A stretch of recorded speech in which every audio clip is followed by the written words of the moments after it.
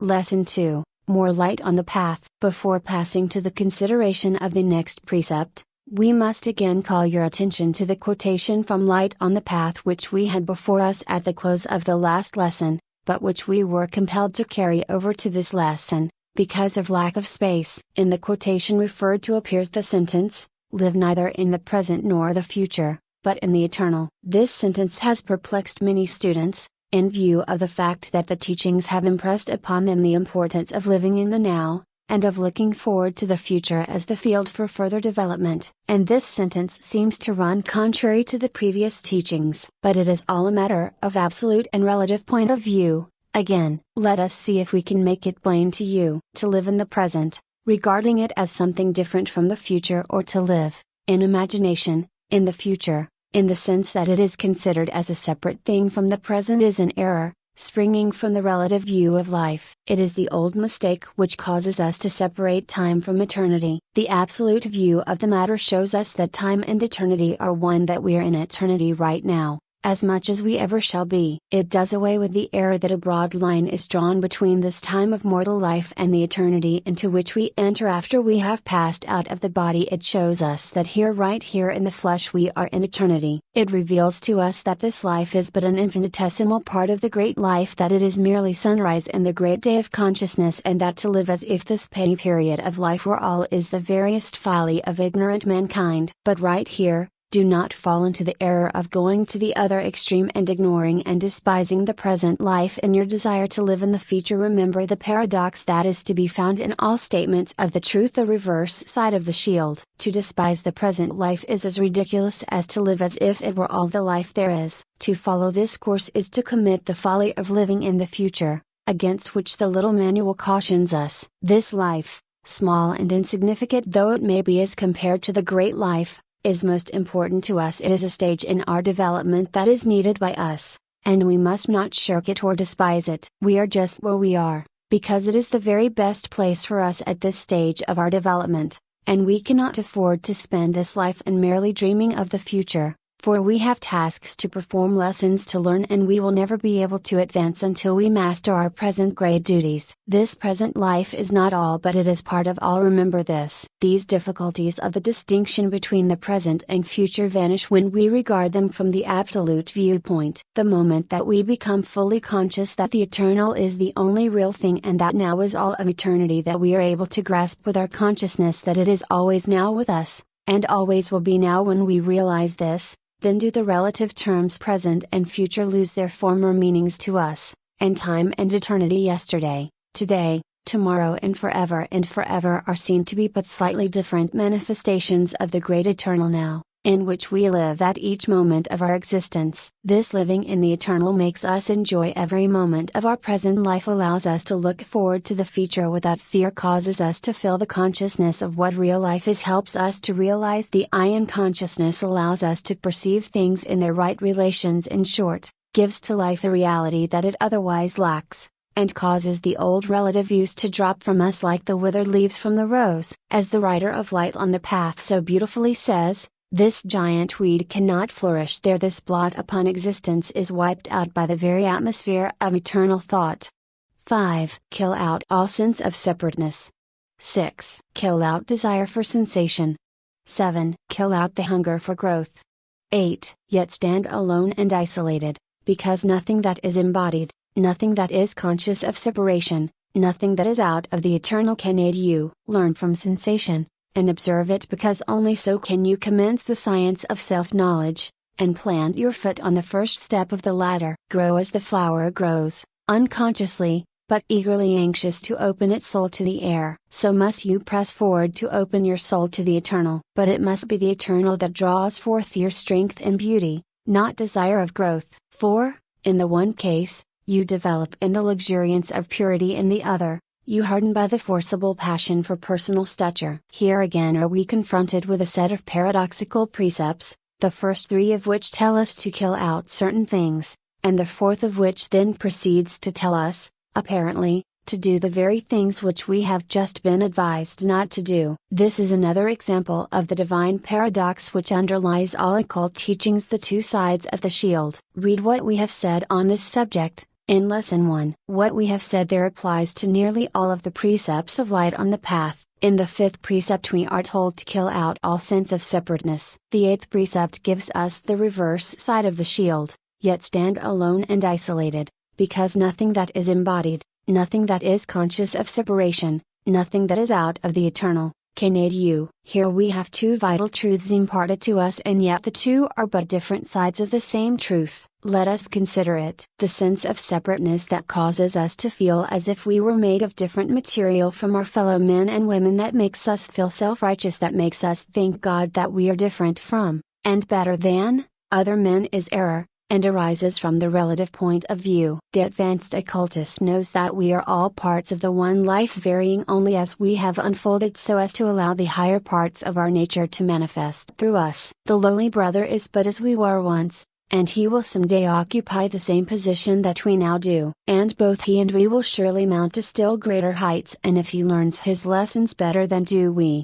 he may outstrip us in development. And besides this, we are bound up with the lives of every other man and woman. We participate in the conditions which contribute to their sin and shame. We allow to exist in our civilization conditions and environments which contribute largely to crime and misery. Every mouthful we eat, every garment we wear, every dollar we earn has had some connection with other people, and their lives and ours are intermingled. We touch all mankind at thousands of points. The law of cause and effect makes close companions of persons apparently as far apart as the poles. What we call sin is often the result of ignorance and misdirected energy. If we were in exactly the same position as those who do wrong, with the same temperament, training, environment, and opportunity, would we do so very much better than they? All life is on the path. We are all advancing slowly, often slipping back 2 feet for every 3 we advance, but still registering a net advance of 1 foot. And all are really trying to do the best they can, although often the appearances are very much against them. None of us are so very good or perfect, then why should we be so ready to condemn? Let us lend a helping hand whenever we can, but let us not say, I am holier than thou. Let us remember the precept of the great Master who warned us to cast the first stone only when we were free from sin ourselves. Let us avoid the sense of separateness in the relative sense, for it is a snare and a delusion, and the parent of nearly all error. But now for the other side of the shield. Let us learn to stand alone. We must learn this lesson 1.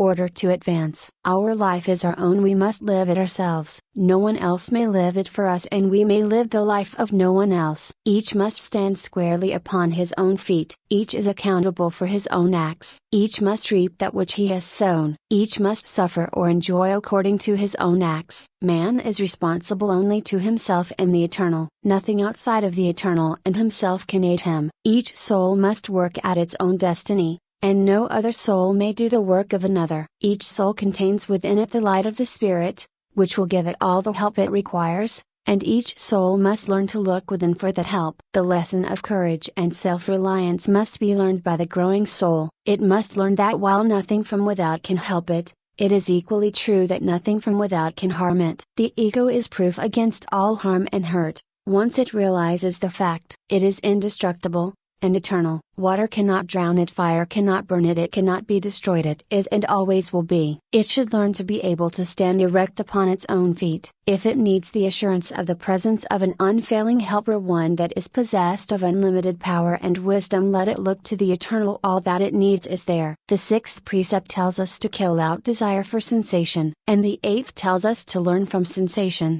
and observe it, because only so can you commence the science of self-knowledge, and plant your foot upon the first step of the ladder. Another paradox. Let us try to find the key. The warning in the 6th precept bids us to let drop the desire for sense gratification. The pleasures of the senses belong to the relative plane. We begin by enjoying that which appeals to the grosser senses, and from that we gradually work up the enjoyment of that which comes through higher senses. We outgrow certain forms of sense gratification. We pass from sensuality to sensuousness, in its lower and higher degrees. There is a constant evolution in sense gratification in man. The things we enjoyed yesterday seem crude and gross to us today, and so it will always be, As we pass onward and upward in the scale of life, we must cease to be tied to the gratification of the senses. The soul has higher pleasures awaiting it. The pleasures of the senses are all right in their place. They have their offices to perform in the evolution of the soul, but the soul must beware of allowing itself to be tied to them,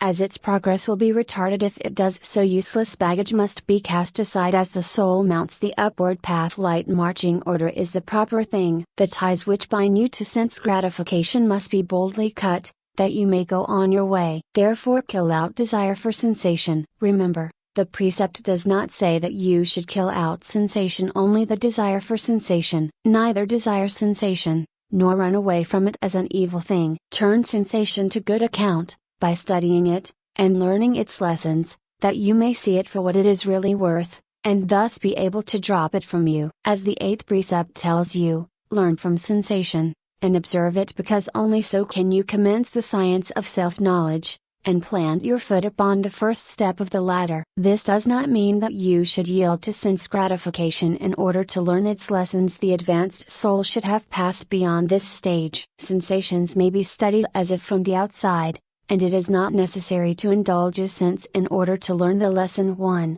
has to teach you. The real meaning of this last precept is that when we find that we experience certain sense feelings, sensations, we should weigh, measure, gauge and test them, instead of viewing them with horror. These things are a part of us. They come from the instinctive mind, and are our heritage from our previous lowly states of existence. They are not bad in themselves, but are simply unworthy of us in our present stage of development. They are the shadows of our former selves, the reflection of things which were proper and natural in us in our more animal states, but which we are now outgrowing. You may learn great lessons by noting the symptoms of these dying sense manifestations, and thereby will be enabled to cast them away from you sooner than if you allow yourself to fear them as the manifestations of an evil entity outside of yourself, the temptings of a personal devil. In time you will outgrow these things, their places being filled with something better and more worthy. But in the meantime, view them as you would the instinctive desire to perform some trick of childhood, which while once natural is now unnatural and undesirable. Many grown persons have had much trouble in getting rid of the old baby trick of sucking the thumb, or twisting a lock of hair between the fingers, which while considered as quite cute in the baby days, nevertheless brought upon the growing child many reproaches and punishments, and in after years, often required the exercise of the will of the adult to cast it aside as an undesirable thing. Let us so view these symptoms of the baby days of our soul life, and let us get rid of them by understanding them, their nature, history, and meaning, instead of fearing them as the work of the devil. There is no devil but ignorance and fear. The 7th precept tells us to kill out desire for growth, and yet the 8th advises us to grow as the flower grows, unconsciously, but eagerly anxious to open its soul to the air. So must you press forward to open your soul to the eternal. But it must be the eternal that draws forth your strength and beauty, not desire of growth. For in the one case you develop in the luxuriance of purity, in the other, you harden by the forcible passion for personal stature. The writer of the above words has made so plain the meaning of this twofold statement of truth, that very little comment upon the same is needed, even for those just entering upon the path. The distinction between the desire for growth, and the unfoldment that comes to the advancing soul lies in the motive. Desire for growth, in the relative sense, means desire for growth for self-glorification, a subtle form of vanity and a refined form of selfish ambition. And this desire, as applied to spiritual, tends toward what occultists know as black magic, which consists of a desire for spiritual power to use for selfish ends, or even for the mere sense of power that such development brings. The student of occultism cannot be warned too often against such desires and practices. It is the dark side of the picture, and those who pursue the descending path meet with a terrible punishment by reason of their own acts, and are often compelled to labor for ages before they find their way back to the path upon which the sun of the spirit shines brightly. The natural growth of the soul, that growth which is compared to that of the flower, gradual and unconscious, but yet eager in the sense of opening up one's soul to the beneficent rays of the great central sun of life. The growth which consists in letting rather than forcing, is the growth to be desired. This growth comes to us each day, if we but open ourselves to it. Let the soul unfold, and the spirit will gradually manifest itself to your consciousness. Many students torment themselves, and their teachers, by their eager questionings, "What shall I do?" The only answer is stand aside from your labored efforts, and just let yourself grow. And you will grow in this way. Every day will add to your experience. Every year will find you further along the path. You may think that you are making no progress, but just compare yourself to the self of a year ago, and you will notice the improvement. Go on, living your life, the best you know how, doing the work before you in the manner that seems best for you, day by day, worrying not about your future life, living in the great and glorious now, and allowing the Spirit to work through you in confidence and faith and love. And, dear student, all will be well with you. You are on the right road. Keep to the middle of it. Enjoy the scenery as you pass along. Enjoy the refreshing breezes. Enjoy the night as well as the day. It is all good, and you are making progress without feeling the strain of the journey. The man who counts the milestones and worries about how much farther he has to go, and how slow he is moving, makes his journey doubly tiresome, and loses all the beauty of the roadside. Instead of thinking about what he is seeing, he is thinking merely of miles, and many more miles ahead, which is the course of wisdom. 9. Desire only that which is within you. 10. Desire only that which is beyond you. 11. Desire only that which is unattainable. 12. For within you is the light of the world, the only light that can be shed upon the path. If you are unable to perceive it within you, it is useless to look for it elsewhere. It is beyond you because, when you reach it, you have lost yourself. It is unattainable, because it forever recedes. You will enter the light, but you will never touch the flame. These 4 precepts form another of the many paradoxes contained in the wonderful little manual upon which we are commenting. To those who have not found its key, these 4 precepts seem strangely contradictory and wild. To be told to desire a thing that is within you and yet beyond you and which is unattainable, seems ridiculous to the average man on the street. But, when one has the key, the teachings seem very plain and beautiful. The 4 precepts refer to the unfoldment of spiritual consciousness illumination, which we attempted to faintly describe in our first series of lessons, the 14 lessons. This is the first great attainment before us on the path. It means everything to the occultist at this stage of the journey, for it takes him from the plane of mere belief or intellectual acquiescence, onto the plane where he knows that he is. It does not endow him permanently with universal knowledge, but it gives him that consciousness of real spiritual existence, compared to which every other experience and knowledge sinks into nothing. It brings one face to face, perhaps only for a moment, with the real self, and the great reality of which that self is but a part. This state of consciousness is the great prize which is awaiting the efforts of the race to free itself, and it is a reward worth many lives of unfoldment to attain. Desire only that which is within you, for the Spirit is the only reality, and it is within each of us. As the text says, for within you is the light of the world, the only light that can be shed upon the path. If you are unable to perceive it within you, it is useless to look for it elsewhere. Why do not these anxious seekers after truth take this advice and look within themselves for that which they seek, instead of running hither and thither, after teachers, prophets, seers, and leaders, exhausting first one strange teaching, and then another? All this is useful because it teaches us that that which we seek is not to be found in this way. And you will never find what you seek, in such ways. You may get a hint here, or a suggestion there, but the real thing is right within yourself, waiting patiently for that hour when you will look within for it, confidently, hopefully, and lovingly. Oh, listen to the voice of the soul, look for the light of the Spirit. You have them both within you. Why seek further for that which can never reach you from the outside? Desire only that which is beyond you. It is beyond you because when you reach it, you have lost yourself. It is always just beyond you, and when you become one with it, the old relative self has faded away, and a greater, grander you has replaced it. Man must lose himself to find himself. In this sense, the great thing to be desired is beyond the today you, although it is within you. It is really yourself, as you will be. Can we make this plainer? The child longs for manhood. It is beyond him, and yet the child is the embryo man, and the elements of manhood are within him, awaiting the hour of development. But when that child attains manhood, the child is gone. He has lost himself, and a larger self has taken its place. So that the thing for which the child longs, really causes him to lose his child self and its attainment. The butterfly is within the caterpillar, but it is also beyond him, and when he gains it he is no longer a caterpillar but a butterfly. These are crude illustrations, but perhaps they may help you to understand the matter more clearly. Desire only that which is unattainable. This sounds discouraging, but, when understood, it really gives renewed energy. The text goes on, it is unattainable, because it forever recedes. You may enter the light, but you will never touch the flame. As the soul gains in spiritual consciousness, it becomes greater and grander, but it is traveling but the first steps in the real journey, but that journey is becoming more and more pleasant. As we climb the mountainside of attainment,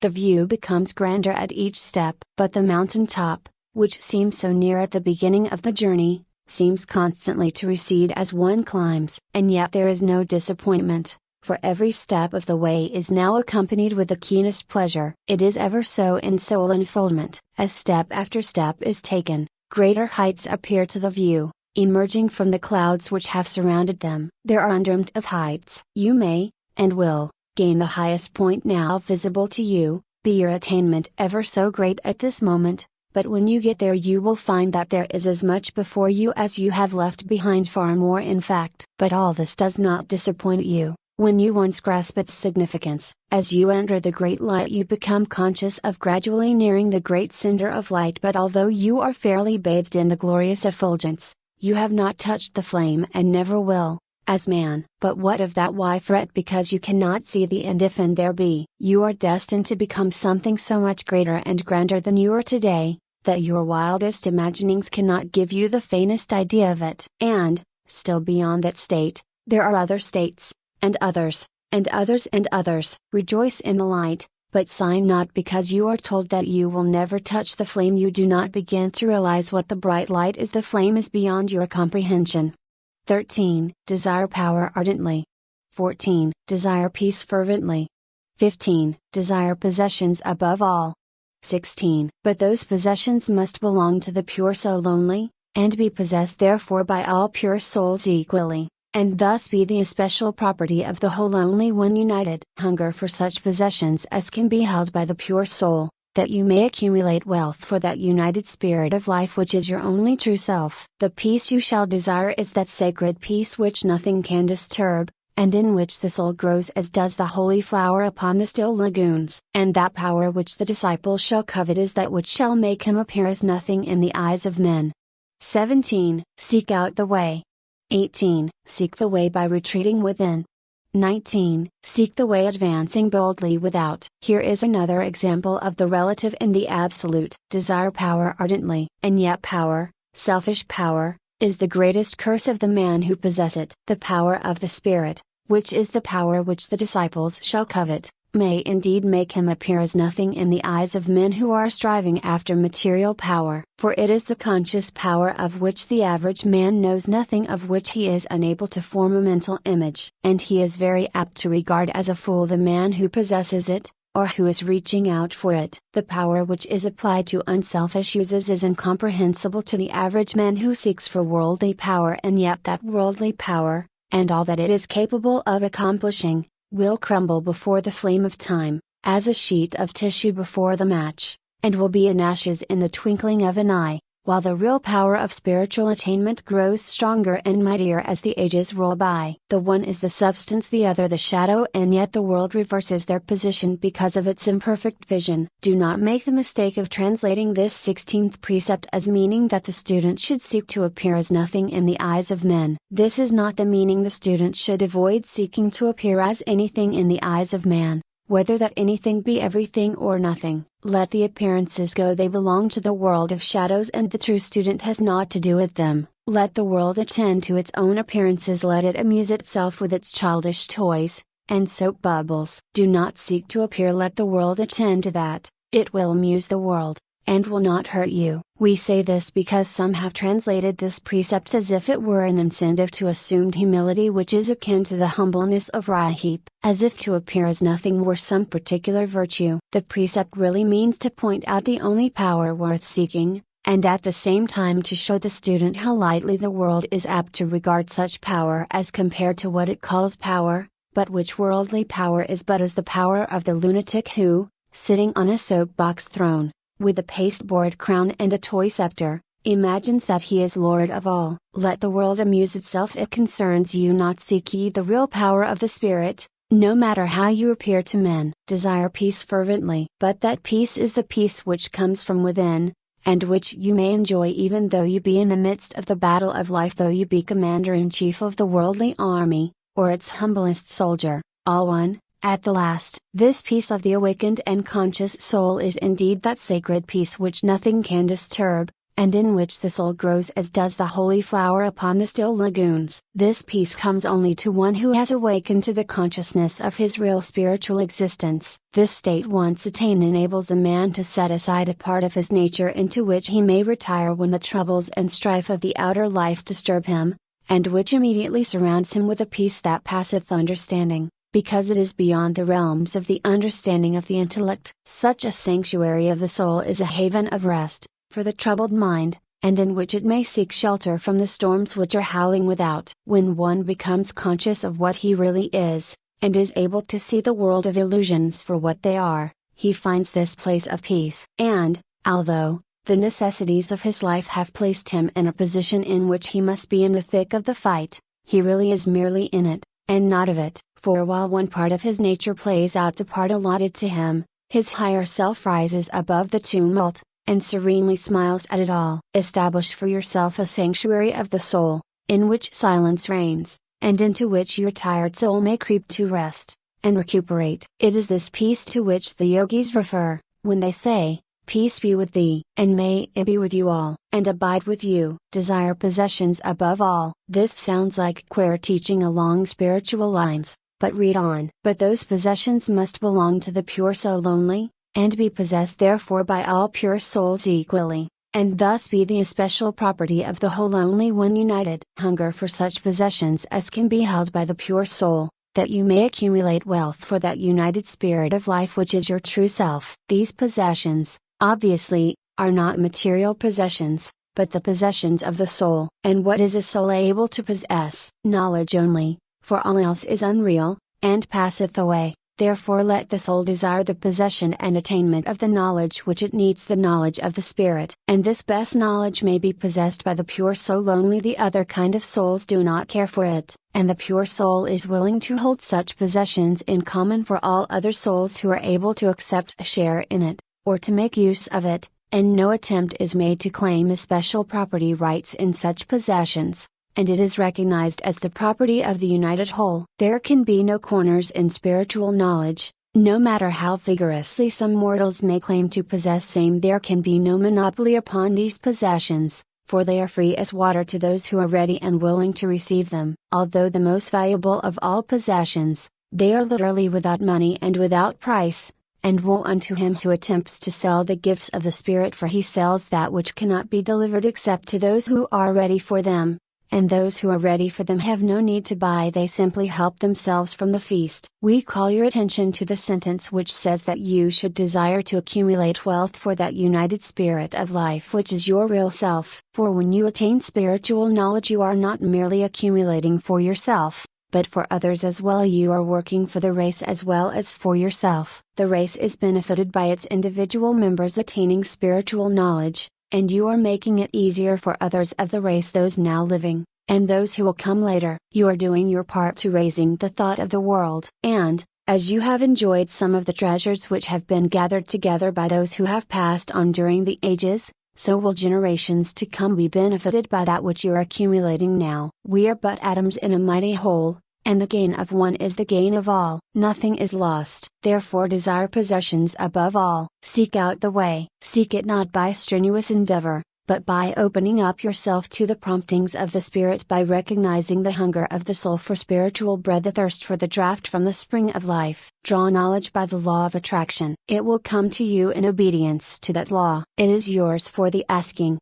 and nothing can keep it from you, or you from it. As Emerson says, the things that are for thee, gravitate to thee. Oh, believe, as thou livest, that every sound that is spoken over the round world which thou oughtest to hear, will vibrate on thine ear. Every proverb, every book, every byword that belongs to thee for aid or comfort, shall surely come home through open or winding passages. And this will be your test of the truth, When a message comes to you that seems to awaken a memory of an almost forgotten truth, then that truth is yours. It may not be all of that truth, but as much as you feel is true is yours. The rest will come in time. Emerson is said to have been asked to prove certain statements which he had made, in a lecture. He is reported as saying, in reply, "I trust that I shall never utter a statement of the truth which will need to be proved." He was right. Truth is self-evident. When the awakening soul hears a statement of what truth it is ready to receive at that time, it instinctively recognizes it as such. It may not be able to explain it to others,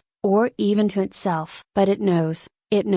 The awakening faculties of the spiritual mind perceives truth by methods of their own. The spiritual mind does not run contrary to reason, but it transcends intellect. It goes beyond, and sees that which the intellect cannot grasp. In reading, or hearing, statements of what is claimed to be the truth, accept only that which appeals to this higher reason, and lay aside, temporarily, that which does not so appeal to it. In a lecture, or in a book, there may be only one sentence that so appeals to you. Accept that, and let the rest go. If that which is passed by be real truth, it will come to you when you are ready for it. It cannot escape you. Be not worried if you cannot understand all you hear or read. Pass by that which does not awaken the answering ring of the spiritual keynote within you. This is a safe test and rule. Apply it to all writings and teachings, our own included. Be not disturbed by the apparently conflicting teachings which you hear and read. Each teacher must teach in his own way, and every teacher will reach some that the others will miss. All teachers have some of the truth, none have all of it. Take your own wherever you find it and let the rest pass you by. Do not be a bigoted follower of teachers. Listen to what they say, but apply the test of your own soul to all of it. Do not be a blind follower. Be an individual. Your soul is as good a judge as any other soul, better,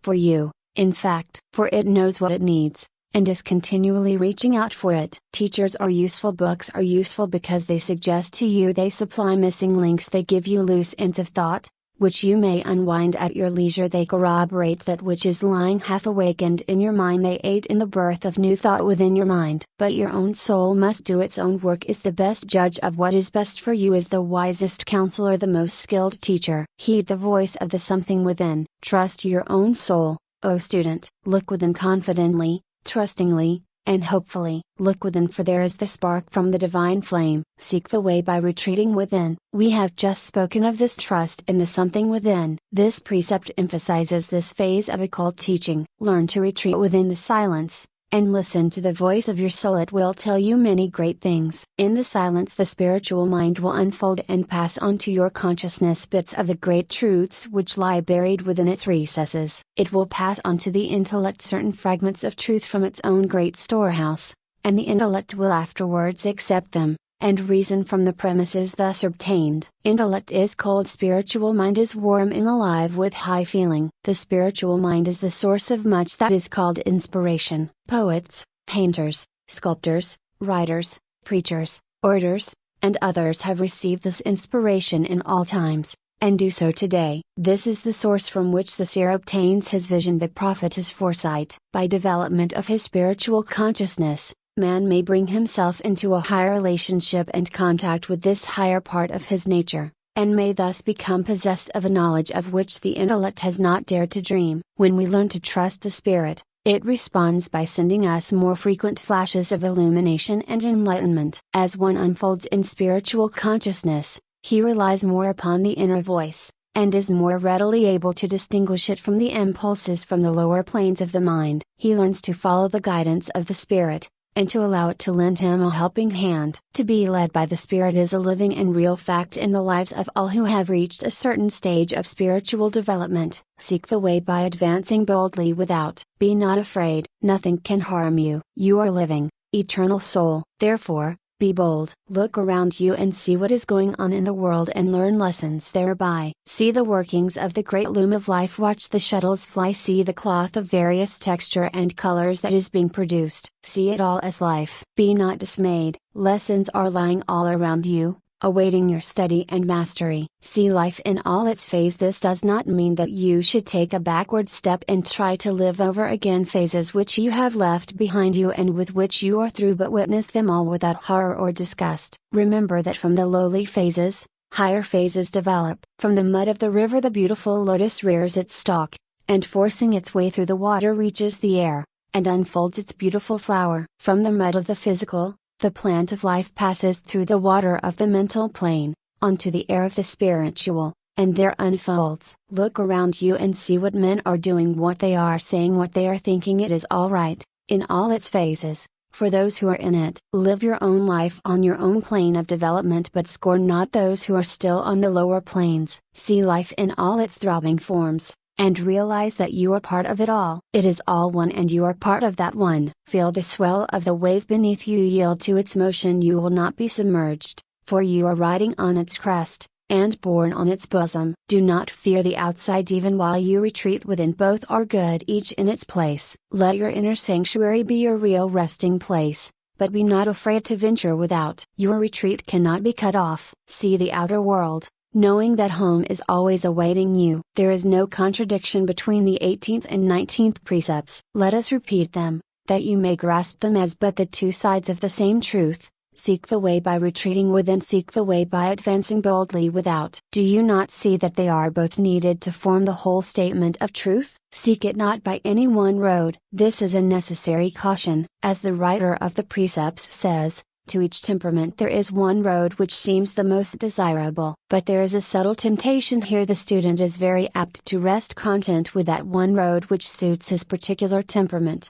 and, accordingly, is likely to shut his eyes to the other roads. He becomes bigoted, narrow, and one-sided. He should explore all the lanes which seem to lead to the truth, gaining a little here and a little there, holding fast to that which appeals to his inner consciousness, and letting the rest go, but condemning not that which he does not see fit to accept. Do not be a partisan or bigot or sectarian. Because you favor any one form of teaching, do not hastily conclude that all teachings that do not agree with yours must be false. There are many forms of presentation of truth, each suited to the understanding of certain people. Many forms of expression, which at first sight appear contradictory, are afterwards seen to have the same fundamental principle. Much of the apparent difference in teaching may be seen to be merely a matter of the use, or misuse, of words. When we understand each other's words and terms, we often find that we have much in common, and but little apart from each other. 20. Seek it not by any one road. To each temperament, there is one road which seems the most desirable. But the way is not found by devotion alone, by religious contemplation alone, by ardent progress, by self-sacrificing labor, by studious observation of life. None alone can take the disciple more than one step onwards. All steps are necessary to make up the ladder. The vices of men become steps in the ladder, one by one, as they are surmounted. The virtues of man are steps, indeed, necessary not by any means to be dispensed with. Yet, though they create a fair atmosphere and a happy future, they are useless if they stand alone. The whole nature of man must be used wisely by the one who desires to enter the way. Each man is to himself absolutely the way, the truth, and life. But he is only so when he grasps his whole individuality firmly, and, by the force of his awakened spiritual will, recognizes this individuality as not himself,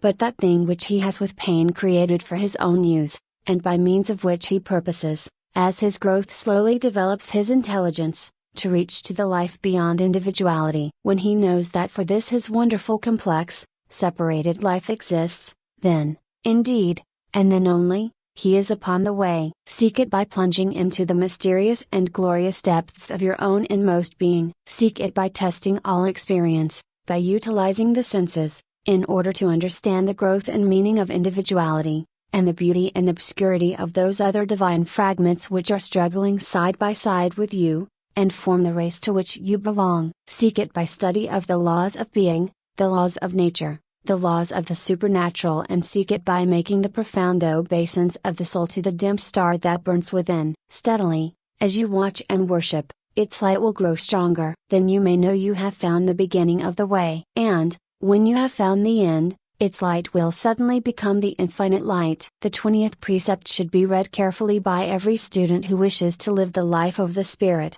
and who desires to advance along the path. It should be read studied. It contains within it much that will not be grasped at the first reading, nor the 10th nor the 100th. Its meaning will unfold as your experiences renders you ready to receive it. It tells you that your life must not be one-sided, it must be varied. You must avail yourself of the advantages of the inner life, and yet you must not run away from the world, for it has lessons for you. You are needed by others in the world, others need you, and you must play your part. You cannot run away, even if you want to, so accept the part that is allotted to you, and use your present state as a thing upon which you may mount to greater things. You are a cog in the great machinery of life, and you must do your work. The whole nature of man must be used wisely by the one who desires to enter the way. This life may be carried into your business, profession, or trade. If it cannot be taken with you everywhere, something is wrong with it, or with you. You must not expect the world to understand your view of life. There is no use inflicting your views upon the unready world. Milk for babes, and meat for men. Remember, the majority of the people around you are like unborn babes, spiritually, and but a very few have even drawn their first baby breath. Do not make the mistake of wearing your heart on your sleeve, for the daws to peck at. Play well your part. 1.